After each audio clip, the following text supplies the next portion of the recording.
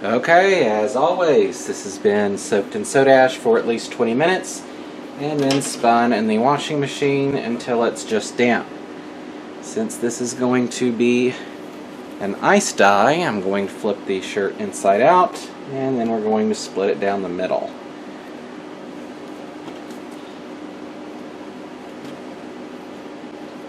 Alright, so let's get this shirt somewhat straight here. Find the middle.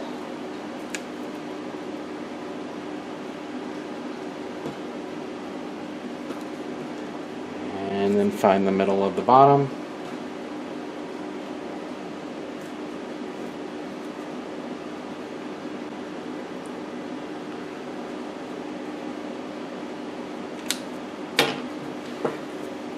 And we'll fold this in half.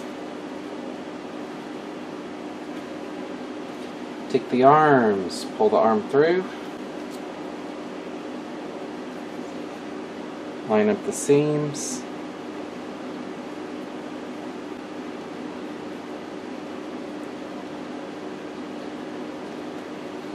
and line up the whole arm.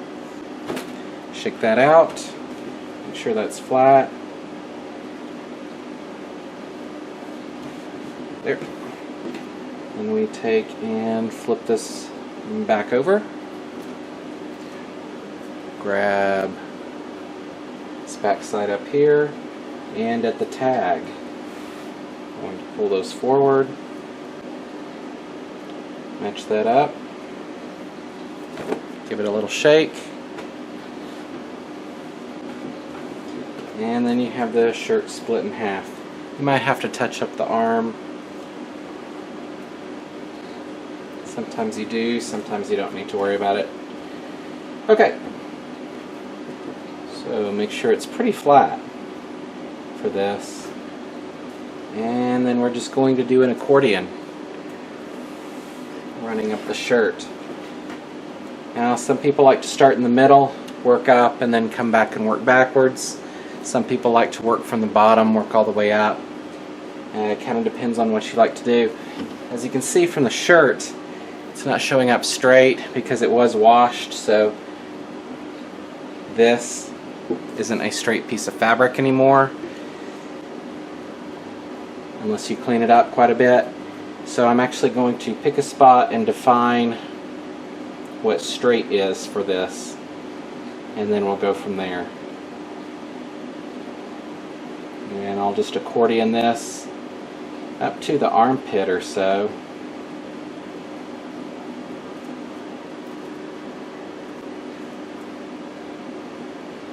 I'm going to flip this around. This might seem weird that I'm doing it this way, but it's easier than working all the way up and then you have all this extra bulk. So I'll just take it halfway, work backwards, and then come back up so all the bulky part is at the end. And we'll touch up the last few to make that straighten up. Great.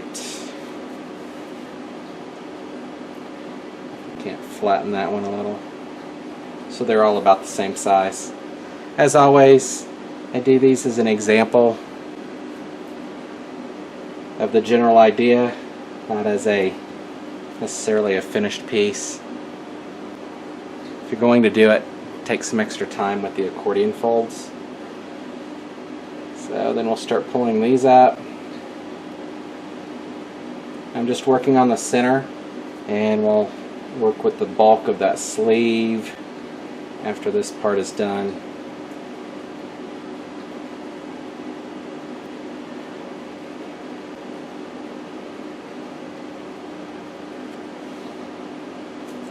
Alright, so there's a little bit to touch up here. Looks like I caught the sleeve about halfway.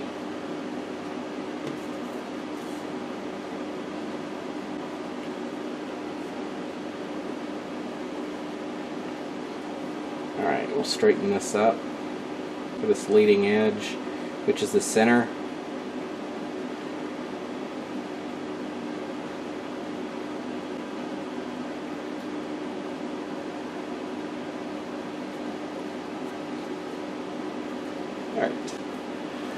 And then we'll mark this out. So the first one I'm going to go with 1 inch, and then I'm going to go with 2 inches after that.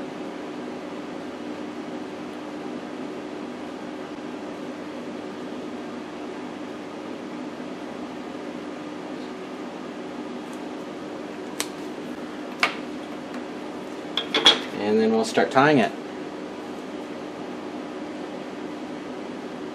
I think what I'm going to do on this is go ahead, I'm just going to rubber band this temporarily to keep everything lined up, because this is going to require quite a bit of tying, and I don't want this moving around too much.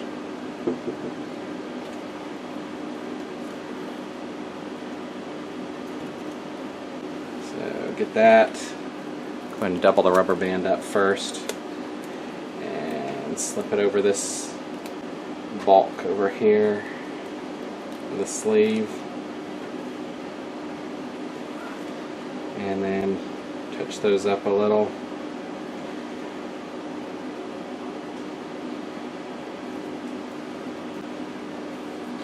And double one up on the end just to hold that in place. Now you could go in and do another one, but I'm not going to worry about that for this. Okay, so let's touch that part up a tiny little bit, flatten that, and pull that back across. One last touch up before we start tying it up, because the rubber band tends to pull it, so it's really hard to keep it straight once you start doing this. Okay, so for this I actually need lines, because I need to know where the top and bottom points are on everything. So I'm going to go ahead and pull this and try to pick up both ends.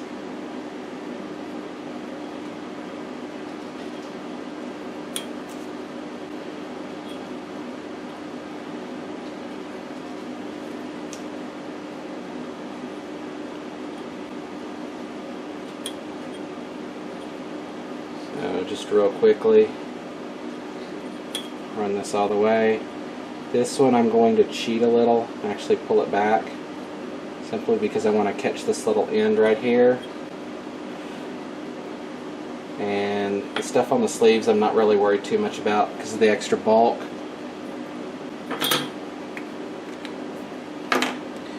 Okay, I'm actually going to start across here and leave this one for the last.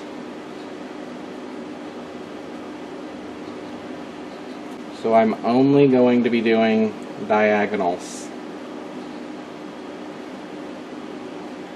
which can be challenging. This may not work. Nope. I can tell right now that's not going to work. Okay, we are going to do loose straight lines. Now, it might not look loose, but it's a lot looser than normal.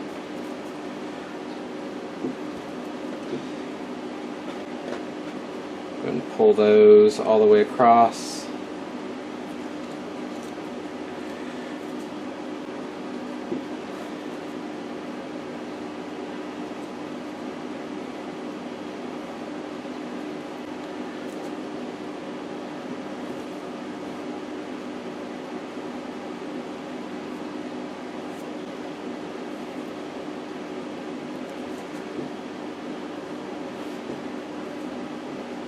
And just keep working your way down.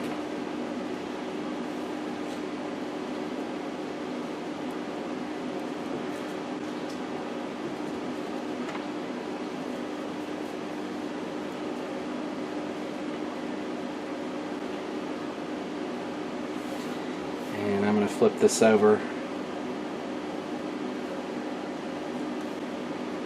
because I have a hard time getting it to latch if it's the side closest to me.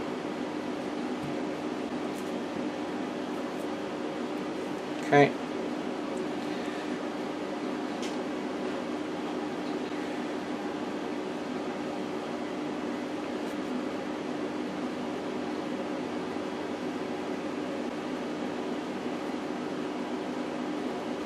Okay, I'm actually going to cut this loose and then come back and work on the diagonals.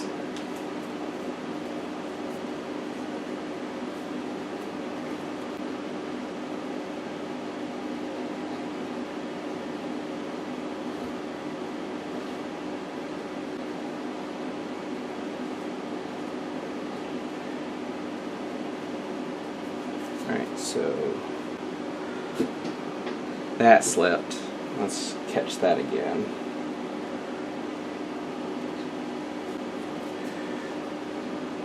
Okay, and then I'm going to take it this direction.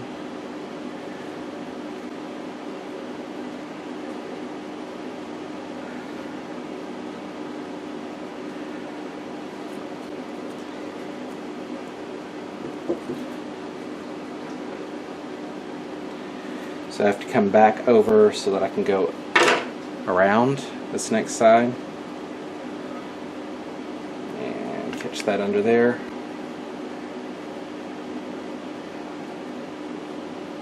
So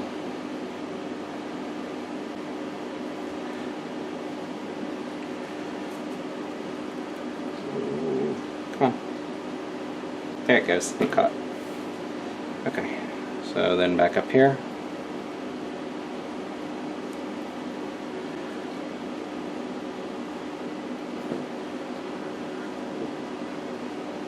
And pull that taut. This one might be difficult to catch at the right spot since it's at the end. And that came loose again. This sinew, if you've been watching the videos, has not been the best sinew, and I think it's because it's old and it's been sitting out here in the heat. So it's been a little more challenging than normal to work with. I don't like having a lot of start and stop points on the sinew. So as much as I'd hate to do it, I'm going to actually take it from that diagonal, come back, and do the straight, do this straight,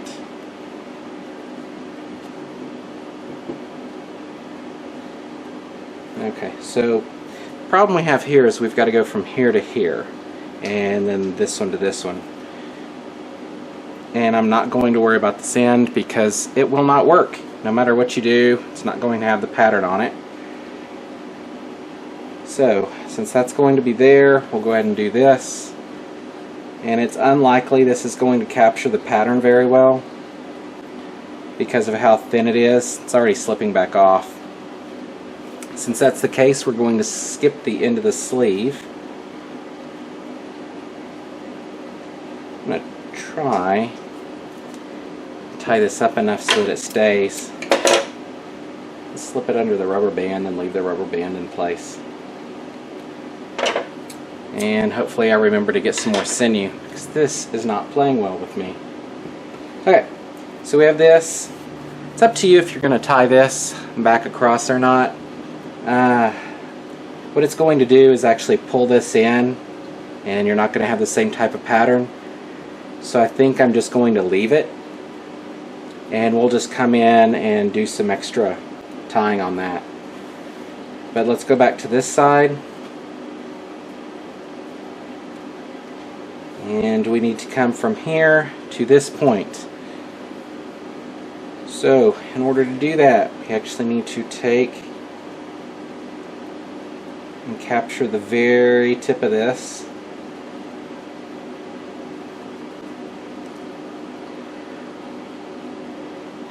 It doesn't have to be captured well.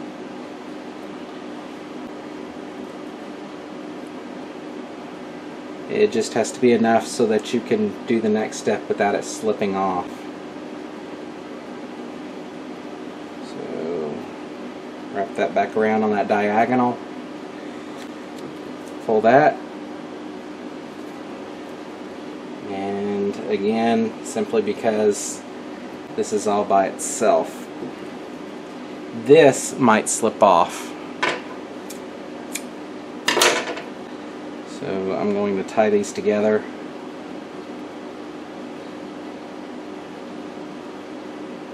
since this sinew has not been working well.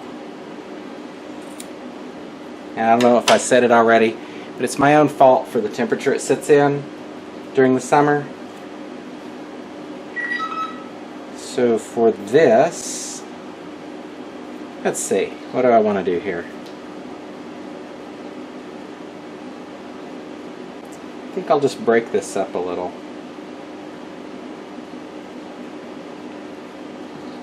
I'll do some straight lines in here.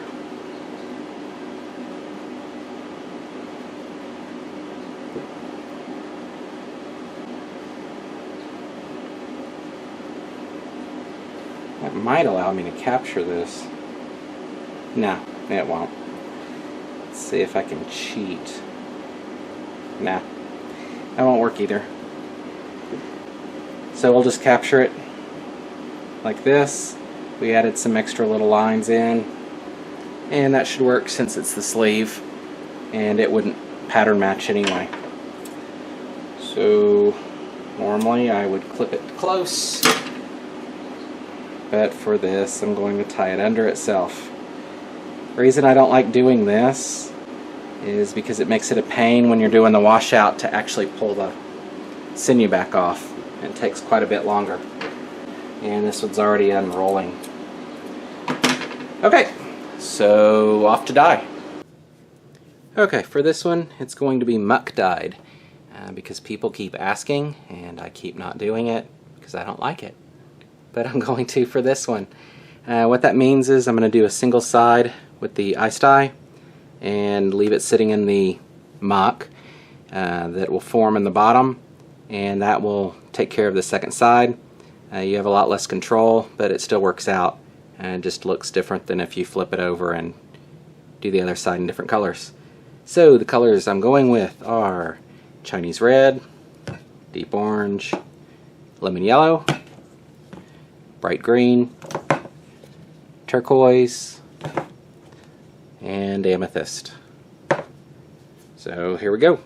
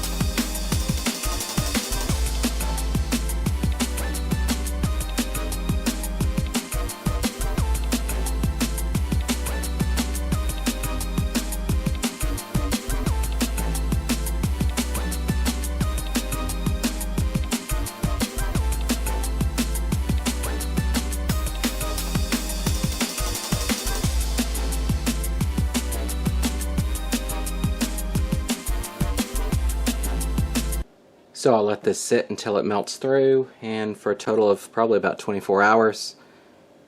And it's important when doing this that you don't disturb the bowl, don't move it around. If you have to move it, make sure you're really careful. If you move it too much, you're going to mess up the back side of the design. So we'll let this sit for 24 hours and do the washout. You'll notice it's now sitting in a pan, and that wasn't there yesterday. It's because I woke up this morning to my son telling me that there was dye all over the table. So, just a word of advice. Even if you think your bowl doesn't have a hole in it, put it in a tray, maybe a second tray, maybe a 10th tray, all kinds of trays. Or your table will look like this too. But I do have a Patreon page now, so if you'd like to support Casual Collisions on Patreon, you can go to the link that's in the description. Alright, off to the washout. Alright, so the washout. It's been about 24 hours or so, so let's go ahead and get that started.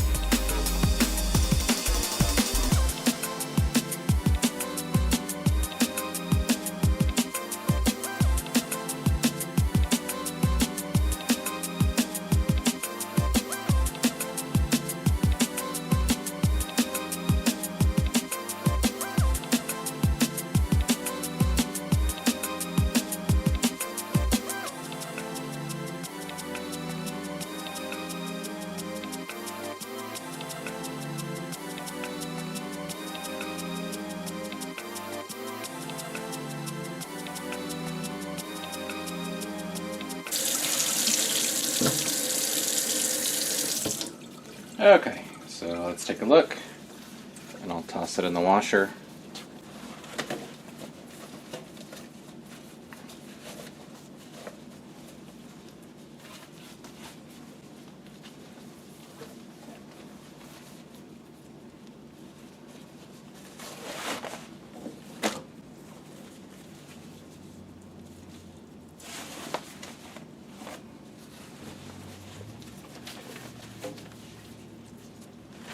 Right. Well, it does not want to work. There we go. Right, so as you can see, it's a very similar design to the, I believe I called it the Bubble Prism that I've done previously, but the colors aren't as saturated, vibrant, bold, whatever you want to go with, and that's because it was Muck dyed instead of how I normally do it, which is flipping it over and ice dyeing each side individually. So you'll see the difference quite a bit more after it's finished wash.